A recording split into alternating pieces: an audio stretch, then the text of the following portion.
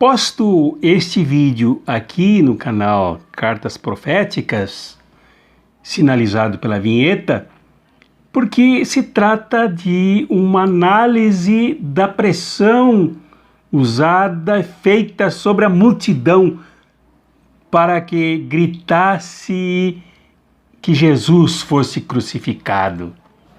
E este paradigma, este modelo de pressão, de uso das multidões e do povo para satisfazer interesses dominantes, se repete hoje em dia. Por isso é importante a análise da manipulação.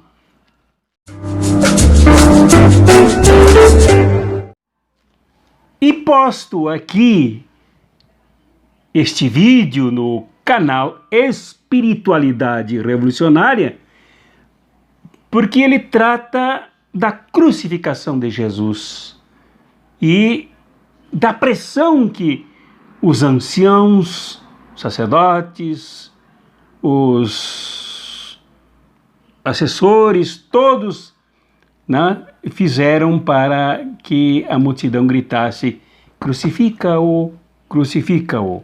É uma reflexão também de caráter evangélico, de caráter espiritual para a nossa fé.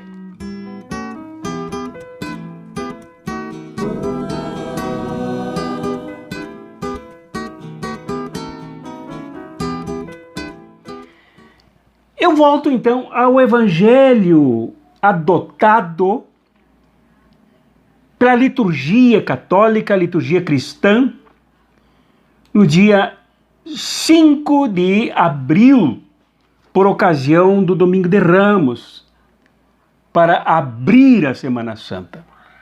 Hoje eu me situo sobre o grito da multidão na frente do palácio de Pôncio Pilatos, em Jerusalém, no século I da nossa era cristã. É Mateus 27, 20 a 26, esse trecho aqui. E gostaria de chamar vocês, convidá-las a refletirmos sobre a repetição deste método noutros momentos e até noutros países, mudando apenas a solicitação que se crucifique outro e não Jesus. Mas Jesus é crucificado novamente naqueles que são alvos dos gritos das multidões. Então vamos direto ao versículo 20, desse trecho do capítulo 27. Os sumos sacerdotes e os anciãos convenceram as multidões que pedissem Barrabás e que fizessem Jesus morrer. Quer dizer, aqui é claríssimo nesse texto, como no Evangelho de Marcos, e mais claro ainda no Evangelho de João, sobre esta mesma situação, que houve uma pressão para que as multidões ali presentes, no mínimo eram duas multidões, uma lá da entrada de Jesus em Jerusalém, que é à frente dele, e outra que vinha atrás, as mesmas multidões se juntaram agora, as que tinham gritado Jesus, salve filho de Davi, Hosana, o filho de Deus e tal, agora foram chamadas a optar pela libertação de Barrabás, um líder sedicioso que cometera crimes, e prender Jesus. Interessante o papel dos sumos sacerdotes e dos anciãos, que convenceram as multidões, que manobraram as multidões, que manipularam as multidões, que incentivaram as multidões, que pressionaram as multidões para que elas gritassem. Mais adiante, Pilatos faz uma pergunta: que farei com Jesus que vocês chamam de Cristo? Todos gritaram: seja crucificado. Noutra tradução de Ferreira de Almeida: crucifica-o, crucifica-o, crucifica-o. E Pilatos não conseguiu. Pilatos se encontrava vacilante realmente, como mostrei em vídeos anteriores. E aqui em João, o evangelista chega a dizer de uma trapaça que os anciãos, que os sumos sacerdotes, que aqui ele chama de judeus, fizeram com Pilatos. Disseram: se você soltar este homem, você não é amigo de César. Tudo aquilo que pretende, todo aquele que pretende ser rei, se coloca contra César, já que Jesus tinha sido acusado de querer se colocar como rei de Israel. Uma condenação falsa, injusta, mentirosa, manipulada. Mas com o título de rei já serviu, mesmo que seja manipulada, mentirosa, fake news, já serviu para pressionar César, ou melhor, o César representante do César, Pilatos. Enchê-lo de medo. Daí dele a multidão a ser usada e a gritar. Bom, chamam minha atenção alguns fatores aqui importantes. Primeiro, que força é essa dos sumos sacerdotes e dos anciãos que são capazes de manipular uma multidão toda que se estende a ver um espetáculo feito pelo governador Pilatos e pelos que condenaram Jesus. Que força é essa? O que fizeram para manipular essa multidão? Fato é que conseguiram. Discursos, chegar ao pé dos ouvidos das pessoas, aos pés dos ouvidos das pessoas, dizer, na hora que ele perguntar quem, vocês digam que devem libertar Barrabás e digam que é para crucificar Jesus. Até conseguirem chegar em todos. Porque não eram poucos os anciãos, não eram poucos os sumos sacerdotes, eram todos que formavam o sinédrio, que se distribuíam na multidão a ameaçá-la, a manipulá-la, a intimidá-la de todas as formas para que ela gritasse: crucifica-o, crucifica-o. É evidente que, tirando de fora aqui aqueles que leem a Bíblia como conforto espiritual, muitas vezes para acomodar, para sufocar a consciência, para massacrar a revolta que todos nós deveríamos ter contra a injustiça, contra a opressão, contra o roubo que os poderosos fazem dos nossos direitos, eu quero comparar esse texto. Não como confortismo, não como escapismo, não como alienação, mas como ferramenta de análise. Hoje no Brasil nós temos alguns grupos que exercem as mesmas funções dos anciãos e dos sumos sacerdotes. Por exemplo, amplos setores das igrejas evangélicas, que se chamam evangélicas, mas não são legitimamente evangélicas, são neopentecostais que se descolam mais do pentecostais e vivem mais o neo, que está muito próximo do liberalismo, neoliberalismo, fazendo das igrejas verdadeiros mercados de venda de artigos ditos religiosos, mas que é um mercado neoliberal. Aí vendem orações, aí vendem água do rio Nilo, vendem pedaços da cruz que não existe mais há séculos, vendem terra de Jerusalém, vendem batismo, vendem idas e vindas para Jerusalém para tomar banho no Rio Jordão, se dizer que se batizam por imersão, vendem raminhos do Jardim do Éden, vendem tudo que puder, porque se tornaram grupos neoliberais do mercado dito religioso. Esses grupos auxiliam imensamente, tomando lugar hoje dos anciãos e dos sacerdotes, para gritar, não diretamente a Jesus, em quem eles falam como Salvador, aquele que virá na segunda vinda e tal, e divertem o povo e desviam o povo com todas as pregações de Deus está no controle, não sei o que, prosperidade. Gritam, crucifica-o, crucifica-o, crucificando Jesus nas pessoas, das pessoas honestas, as pessoas justas, as pessoas que amam o povo, as pessoas que lutam pelo povo, as pessoas que querem derrubar o sistema opressor e construir um sistema econômico e social justo, que possibilita a confraternização e a fraternidade entre as pessoas, com pessoas iguais na justiça, na dignidade, na qualidade de vida, embora diferentes. Eu disse que muitos ditos evangélicos que viram verdadeiros mercadores, muitos ditos neopentecostais que são piores ainda como mercadores, e muitos católicos, inclusive da Igreja Católica Romana, como Opus Dei, como TFP, como os Arautos da Fé e como tantos outros grupos, grupelhos absolutamente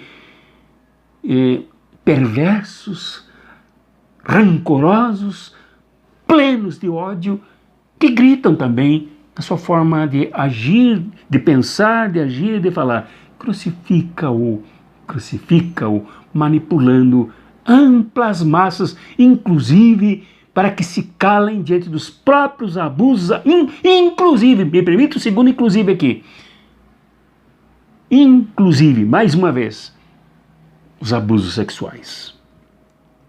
Cada vez que há abuso, cada vez que há manipulação, há um novo grito: crucifica-o, crucifica-o. E vamos para outros grupos, por exemplo, aqueles que deram um golpe em 2016 no Brasil, lá no Congresso Nacional, primeiro deputados que homenagearam torturadores, que homenagearam assassinos, que homenagearam ditadores, gritaram: crucifica-o, crucifica-o. Senadores que falaram nas tais vozes das ruas, né, se referiam a este povo manipulado, que alguns até chamam de gado sem raciocínio, né, nas ruas, manipulado, gritando, sem a menor compaixão do que iria acontecer, o que aconteceria daí em diante com o país. A menor compreensão da realidade, apenas impulsionados pelas ideias descoladas da realidade, fantasiosas, completamente delirantes, como são próprias dos fascistas. Outras também que fizeram papel moderno, que afinal não vai se usar agora ancião, não se usará agora o sumo sacerdote. Esses morreram, desapareceram na história, só ficou um mau exemplo. A mídia também fez o mesmo papel. A mídia fez o mesmo papel, né? Chegar a transmitir um dia inteiro, chamando as multidões para as ruas, para gritar: crucifica-o, crucifica-o. Morte, sangue. Inclusive gritando a morte de quem já tinha morrido, como por exemplo Paulo Freire. Impressionante isso, né? O suprassumo da ignorância, do ódio, da farsa. Uma coisa que me impressiona finalmente também, né, nas multidões na frente de Jesus, que gritavam na frente dele, para ele ouvir, para ele já sofrer antecipadamente as marteladas que enfiaram cravos enormes em suas mãos e seus pés, sofrer antecipadamente as chicotadas, as chibatadas que ele recebeu pelas ruas até chegar ao Monte da Caveira, ao Gólgota. Pensou gritarem para uma pessoa justa, compassiva, digna, belíssima do ponto de vista da fé, ponto de vista ético, gritarem para ela ouvir que ela deve ser assassinada pelas mesmas pessoas com quem essa pessoa esteve várias vezes. Então, a mídia exerceu o mesmo papel. para todo mundo ver aqui, todo mundo ver. Então eu estava dizendo aqui que me admira muito esta falta de sensibilidade. Como é que essas pessoas não pensaram no sofrimento daquele rapaz, de Jesus, daquele jovem, cheio de compaixão pela humanidade, que nunca deu uma pedrada em alguém, que transitou sofrendo pelas ruas de Jerusalém depois dos gritos da multidão, que ajudou Pilatos a flagelá-lo. Como é que não tem sensibilidade? Como é que não tem preocupação? Uma espécie de psicopatia de massa, paranoia total de quem não sente a dor do próximo. E como é que aqui no Brasil também as multidões gritaram essas barbaridades sem ter conhecimento do que poderia haver e que houve? Tanta flagelação de direitos, trabalhador não ter direito a um emprego, não ter direito à aposentadoria, trabalhar a vida toda, se desgastar para o mercado, se entregar seu sangue para que ganhem em cima dele e não ter direito à aposentadoria. Não ter direito, inclusive, à carteira assinada, porque afinal ele virou um meritocrata a partir desse momento. O microempresário, né, sem direito a nada, ou então um trabalho intermitente, sem segurança absolutamente de nada. Ninguém pensou nisso. Quem gritou e quem grita nas ruas, crucifica-o, não foi capaz de avaliar a dor dos trabalhadores e das trabalhadoras crucificados e crucificadas na cruz do capitalismo. Tão cruel quanto foi o Império Romano ao assassinar Jesus. Então nós temos que pensar o custo da manipulação. Nós temos que avaliar nas consequências da omissão diante de quem manipula as pessoas. Gente boa foi manipulada. Gente da família foi manipulada. Gente companheira passou para o outro lado porque foi manipulada. Gente amiga que a gente ama de verdade passou para o outro lado porque foi manipulado. Não contou amizade, não contou anos de caminhada, não contou suor e sangue na luta. O que importou foi a manipulação. Como a manipulação é poderosa, como é forte. Ao contrário da manipulação, nós temos que ter uma fé absolutamente inabalável no projeto de libertação, no projeto de salvação, no projeto que desceu do Jesus crucificado e que se consolida na luta, até no martírio daqueles que lutam sem nunca se deixar manipular.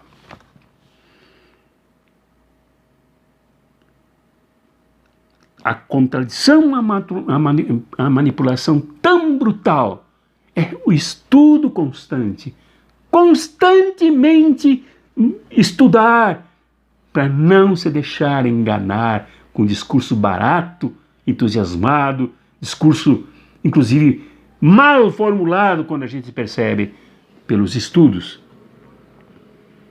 E sobretudo a comunhão daqueles que lutam juntos. Muitas vezes estão separados, mas juntos porque se abraçam ao mesmo projeto da luta. Isso é fé, nos aproximarmos uns dos outros, não nos separarmos, somente pela morte ou pelo golpe dado, que mata, que destrói, o mesmo golpe que manipula as multidões. É isso, minha querida comunidade do Cartas Proféticas. É isso, minha querida comunidade do Espiritualidade Revolucionária, que temos que pensar. Para não nos expormos e não permitirmos que, se algum vacilo houver, caiamos por muito tempo no canto da sereia dos anciãos, sumos sacerdotes e manipuladores modernos que estão a toda hora a entupir os nossos ouvidos de agressões, de violências, de mentira, nos manipulando, tirando de nós a coisa mais santa e mais sagrada, que é a consciência da realidade. Realidade que somos nós, consciência de nós mesmos, a consciência de classe, a consciência do outro, a consciência de que ou nós lutamos ou fazemos como uma multidão que desaparece anônima na poeira da estrada como um covarde que se deixou manipular. Nesse caso, há abraços críticos e fraternos.